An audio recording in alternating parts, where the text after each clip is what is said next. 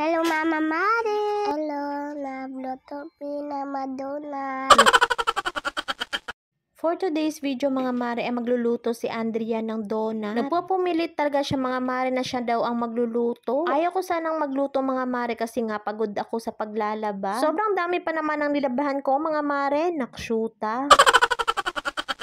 At dahil nga excited na si Andrea kumain ng donut mga mare, ay siya na nga ang pinamix ko. Naku mga mare, pag hindi ko to pinagbigyan, ay mayat maya naman ang singil sa akin na gusto niya daw ng donut. Naku mga mare, pati si Bryle ay gusto din kumain ng donut. Abay, plano ko pa namang magnegosyo nitong mini donut mga mare. Eh, hindi pa nga ako nag-uumpisa mga mare, ay lugi na, nakshuta. Abay, malulugi ka talaga mga mare dahil may dalawa kang anak na naghihintay na maluto ang donut. Why? Oh my God. La la la la.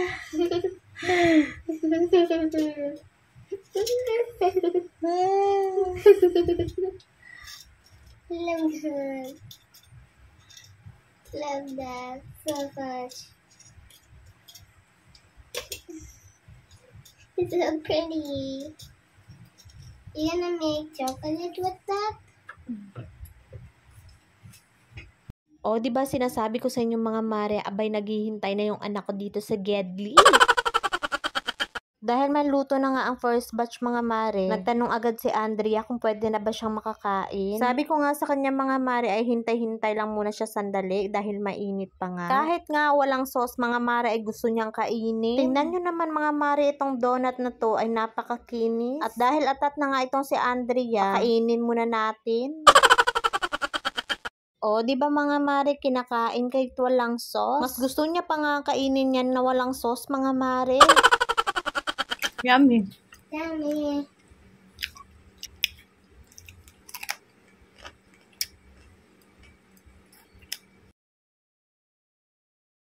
Nagsalang na naman ulit ako for third batch. Nag-post nga ako sa personal Facebook account ko mga mare na nagluto ako ng donut. Gusto kong ipatry si Andrea nitong Choco Oreo. Hindi niya pa kasi na-try ito mga mare. Kain ka na.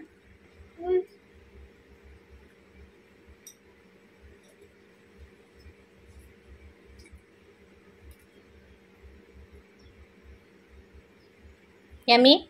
Yeah. Itong Choco Oreo mga mare ay gustong-gusto ni Andrea yung lasa. Tingnan nyo naman, panay ang subo, nakshuta.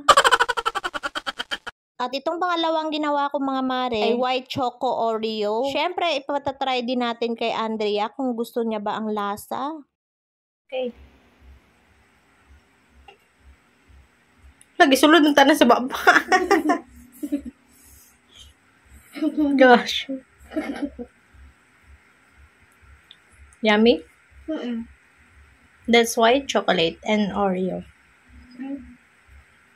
Mommy. Tamang-tama naman mga mare dahil dumating na itong in-order ko sa Shopee. Ito ay spaghetti box mga mare. At itong box na to mga mare ay lalagyan ko din ng mini donut. At dito ko planong ilagay ang 12 pieces na mini donut. At dito naman sa pangalawang parcel mga mare ay pang hotdog box. At dito ko rin ilalagay yung mini donut na 6 pieces. Yung iba kasi mga mare ay gusto lang nilang itry ng 6 pieces. Yung iba naman kasi mga mare ay gusto din ng 12 pieces. At dahil may luto na nga akong na donut mga mare, eto tinry ko nga. O, diba? Perfect. Ang ganda niya ng tingnan pag nasa lagayan. Abay, pwede na talagang magpa-order ang inyong Mami Yani.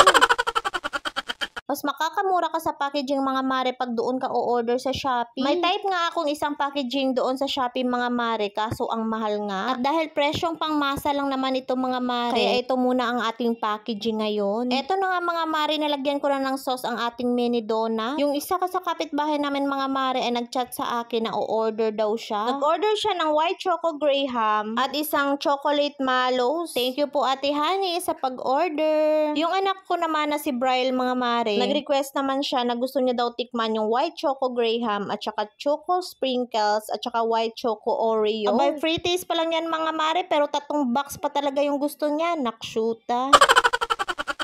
Meron pala akong bagong flavor mga mare. Ito yung strawberry. Kaya naman, nilagyan ko na ng sliced almonds. At itong pangalawa naman mga mare ay sprinkles. So, eto na pala ang ginawa kong mini donut mga mare. Tingnan nyo naman, hindi talaga tinipid yung ingredients. Abay, mukha pa lang mga mare, nakakatakam na. Sana'y natakam kayo for today's video mga mare. Yun lang.